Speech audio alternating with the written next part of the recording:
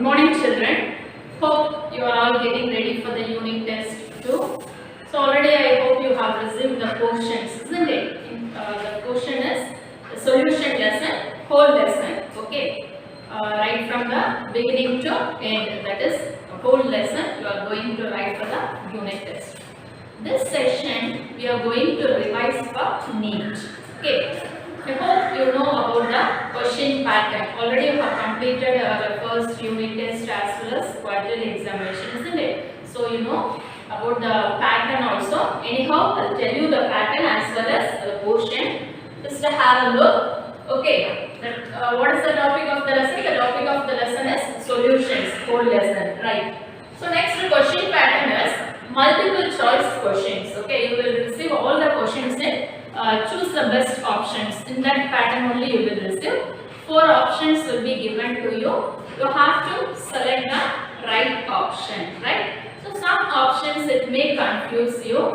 So you have to read you have to have just have a glance at the question at least 2 or 3 times. Then only you can able to attend the answers. Okay. So 4 options will be given to you. You have to write select the correct option. First you have to write serial number. Next you have to write option. Okay, whether A option is right means put A and then write the answer. In this manner only you have to perform the test, unit test, right? So in physics you will be getting 15 marks. Out of 50 marks, 50 out of 50 you are going to write for the NEET exam. So in physics 15 marks, chemistry 15 marks and in biology 20. So overall 15 marks you are going to write, children. Okay. For that each and every line is very important. Solution lesson is it's not a very big chapter. Okay, it's a small lesson only. So you have to go through everything right from beginning. Each and every word is important for NEET. Then only you will be able to attend the test well. Okay. Now take your book. Take the first page of solutions lesson. So what is first given in solution? First of all, you should know about solutions, isn't it? So define solution. What is meant by solution? A solution is a homogeneous mixture of 2 or more substances, isn't it? Homogeneous means what? All the substances or all the materials it will arrange in it will appear as a single phase. All the components, what are the substances? Substances or components, both are same only. So what are the substances we are adding in a solution? It will appear as a single phase, same phase. Okay, that is called a homogeneous mixture. A dash is a homogeneous mixture of 2 or more substances means what will you write, children? What is the answer? The answer is solution. Okay, you will be getting the answer like this only. A dash is a homogeneous mixture of 2 or more substances.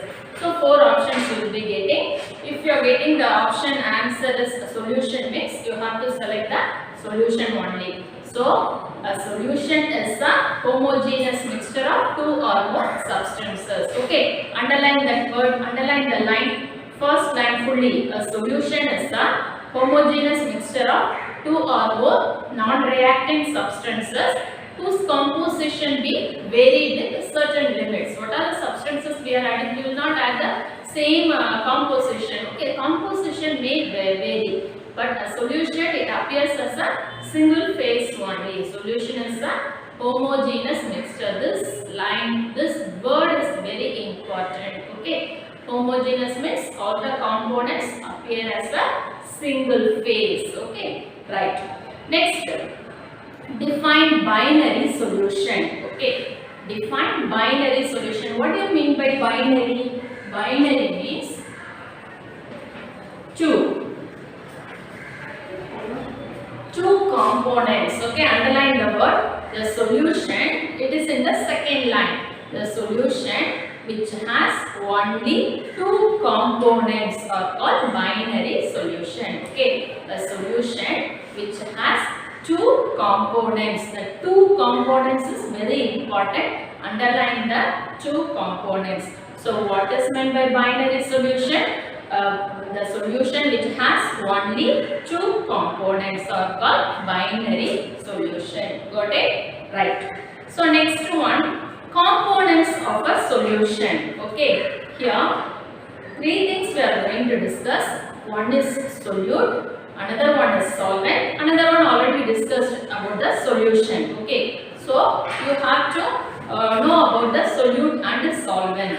Okay, so take a beaker, add some water and then add some sugar or salt. Okay, the sugar you are adding, no, sugar or salt you are adding, no, that is nothing but the solute. Okay, and water you added, no, water is nothing but a solvent. Okay, so first you should know about what is solute and what is solvent, right? So solute, the component which is dissolved, underline this one, the component which is dissolved is called solute. So which acts as a solute here, water or sugar or salt? Yes, sugar or salt is acting as a solute here. Okay, so the component which is dissolved, underline fully, the component which is dissolved is called a solute. The question it will be like this, you will be getting like this, the component which is dissolved is called a dash. Okay, options they will give like this, solvent, solution, solute. So which one you will select? The answer is solute. Okay, the component which is dissolved is called solute. What's the answer? Answer is solute, right? Next we can move to the solvent. Okay, and the medium in which the solute is dissolved. In the beaker you added one material, no, one substance, no, what is that? Sugar as well as water also you added. The medium in which the solute is dissolved. Okay, so sugar or salt is dissolved in water. So that medium is nothing but water. So water acts as a solvent here. Okay, the medium in which solute is dissolved is called solvent. And underline this one. The medium in which solute is dissolved is called solvent. Okay. Now you know about the solute and solvent, isn't it? Solute actually we will add in a lesser amount, whereas solvent we will add in a larger amount. That also you should remember, children. Okay. Solute means we will add it in a lesser amount, small amount. And solvent, water we are adding means we will add larger amount of water. Okay. So you know about solute, solvent, solution also, right? Binary solution also. Next we can move to types of solution. Okay, we can classify the types of solution into three types. What are they? One is solid, second one liquid, another one is gaseous state. Okay, solid state, liquid state as well as gaseous state.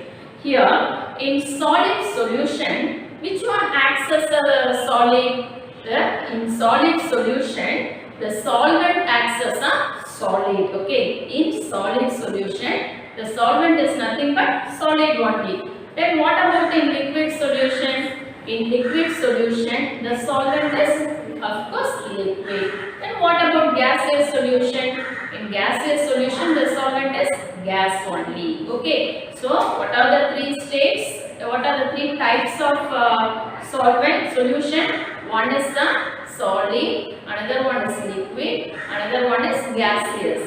Okay, gas. So here the solid, here the solvent is nothing but solid only, and also in liquid state, liquid only, and gaseous state the solvent is gas only. That also you should remember. Okay, underline this one. Solid solutions, the solvent is solid.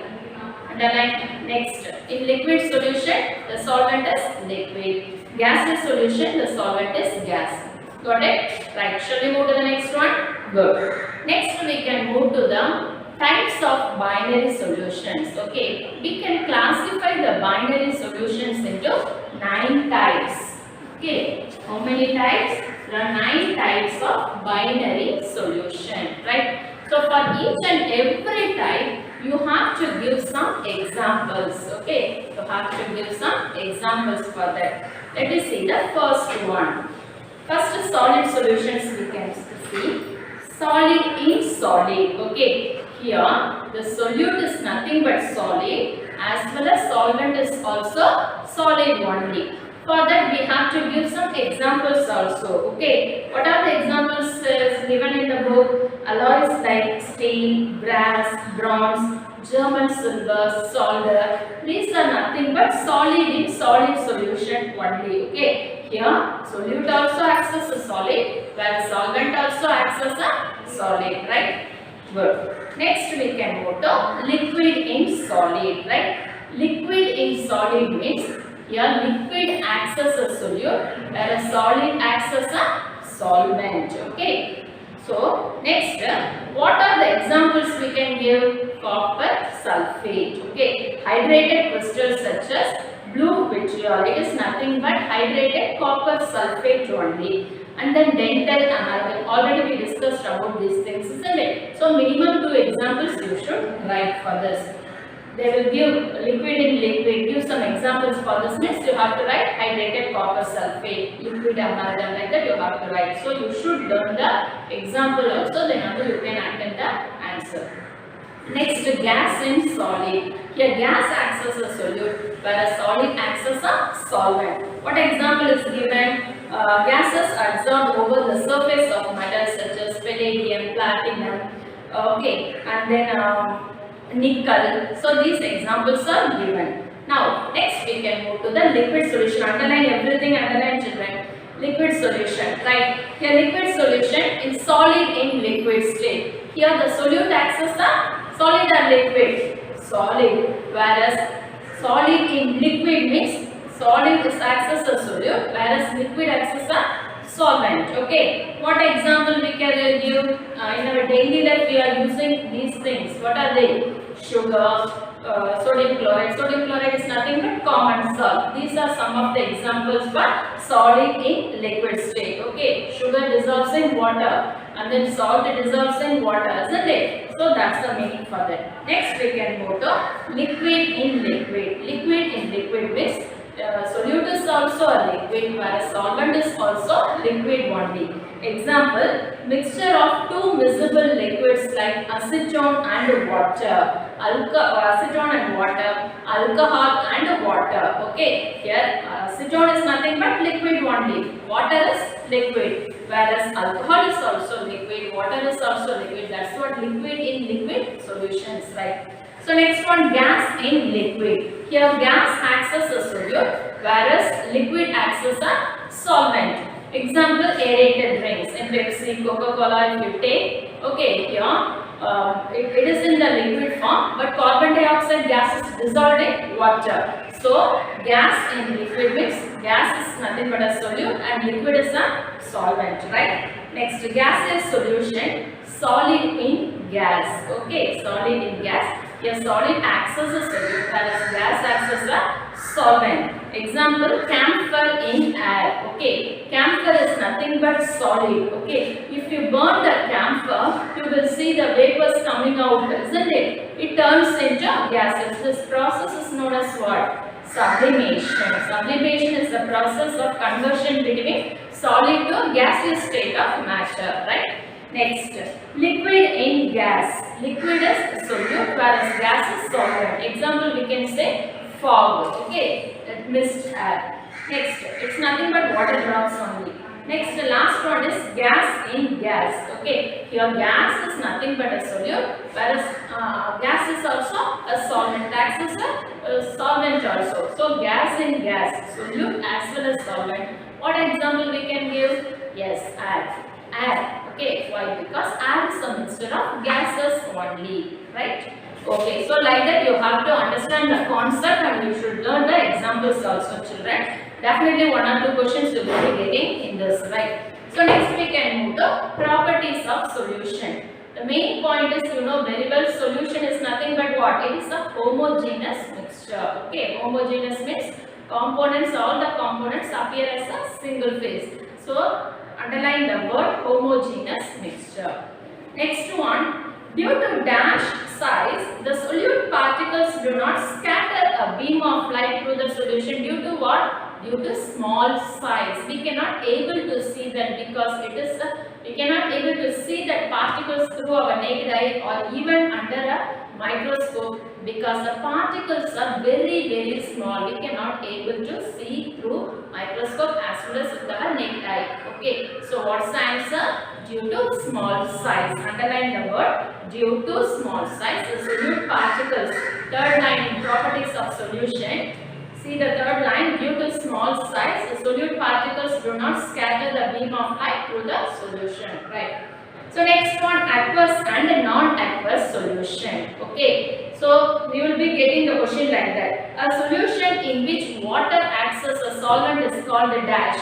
We'll be getting the option like this: aqueous solution, non-aqueous solution, saturated solution, supersaturated solution. Which answer you prefer? What's the correct answer?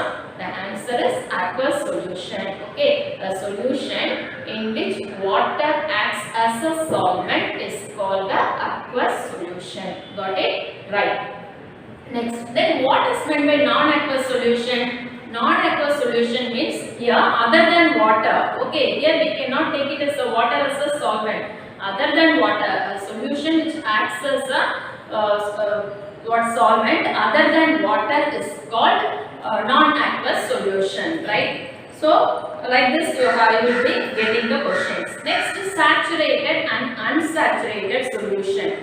Okay, so here already you have received the 2 mark questions. No, for that you have to learn the 2 mark questions. Then only you will be able to understand the meaning for saturated, unsaturated solution. Okay, unsaturated solution means what? In one line we can. How will you explain the unsaturated solution in one line? More solute can be dissolved. Okay, but at the same time, saturated solution means no more solute. That point you should remember. Okay, so underline this one. A solution becomes saturated if no more solute can be dissolved. Underline that one. And next come to unsaturated solution. The solution in which more solute can be dissolved. Okay, in a given solution. That's the difference between saturated solution and unsaturated solution. Next, supersaturated solution. Okay, supersaturated solution. Here, solution right hand side it is given, answer is given. The solution containing more solute than the saturation level. Okay, it contains more solute than the saturation level. That line is very important. Underline this one. So such solution is called the supersaturated solution. Next, what is the difference between concentrated and dilute solution? Concentrated means what? More solute will be added in a solution. Okay, a solution contains more solute. This is called the concentrated solution. Whereas dilute solution means a solution contains lesser amount of solute. Okay, if you add a lesser amount of solute in a solution, then it is called the dilute solution. Whereas if you add more solute, then it is called the concentrated solution, right? So the solution with the lesser solute is called dash. What you will be getting? You will be getting the options like that: concentrated solution, dilute solution, saturated solution. Which answer you prefer? The answer is dilute solution. Right? Like this you have to write. Next, come to the next page. True solution. Okay, the solution in which particles of solute are thoroughly mixed with the solvent. Such solutions are called true solution. Right. So underline this one. The solution in which particles of solute are thoroughly mixed with the solvent are called true solution. Next, effect of temperature on solubility. See the first line. Solubility of solids in liquids dash with increase in temperature, increases or decreases or remains constant. Which is the answer? The answer is increases. Okay, so underline this one. Under effect of temperature on solubility, solubility of solids and liquids increases with increasing temperature. Got it? Right. Next, come to mass percentage. The mass of the solute in grams dissolved in 100 grams of solution is called mass by mass percentage. Okay, 100 grams of solution means mass by mass percentage. Whereas 100 ml of solution means what will you write? Answer is volume percentage. Okay, grams means mass percentage, whereas ml means you have to write volume percentage. Okay, that differences you should understand. Next, parts per million. Parts per million means it is used to identify the trace amounts, minute amount of the solute. Okay, it can be measured in parts. ppm means parts per million, or ppb means parts per billion. Okay, this also you will receive. You will be getting the questions like this. So underline this one. The ppm means parts per million. Unit is used for expressing concentration of trace amounts of present, amount of substance present in total amount of the solution. Okay, so you should understand the difference between parts per million and parts per billion, right? It is mainly used to identify the trace amount of the substance in a solution. Next, come to suspension. Suspension means what? A suspension is a heterogeneous mixture. Already we learned solution is a homogeneous mixture. Homogeneous mixture means what we learned actually? It is all the components appear as a single phase. Here, a suspension is a heterogeneous mixture. Heterogeneous mixture means what? Here the components will not appear as a single phase. For example, sand and water, oil and water. Okay, if you add sand in the water, just to mix it and see the beaker, you will see all the sand particles that will settle down, and you will see the water layer only at the top. Okay, because it is a heterogeneous mixture. Here the components will not mix thoroughly. Okay, at the same time, if you add water, if you add coconut oil in your water, you will see the what oil droplets only at the top. If you mix it well, even though if you mix it well, it will not get mixed. Why? Because it is a heterogeneous mixture. It will not mix well. Okay, and also chalk and water. Take some water and put the powdered pieces of chalk paste. Mix it well. Will it get mixed? Definitely it won't get mixed. Okay, because it is a heterogeneous mixture. So you should understand the difference between homogeneous mixture and heterogeneous mixture. Homogeneous mixture means evenly it will get mixed, but heterogeneous mixture means it won't get mixed. That's the difference between homogeneous and heterogeneous, right? So next one,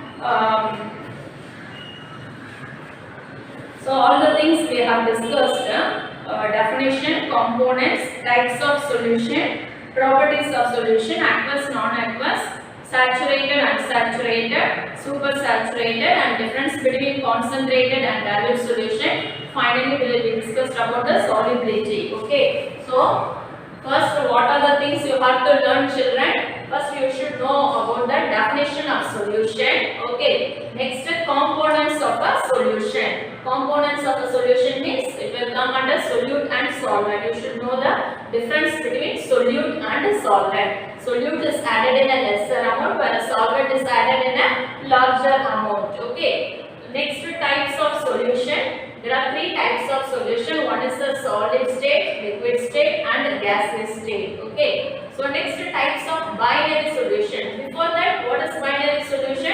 Two components present in a solution, then we can say it is a binary solution, right? So types of binary solution. In that, we can classify it into solid, liquid, and gaseous.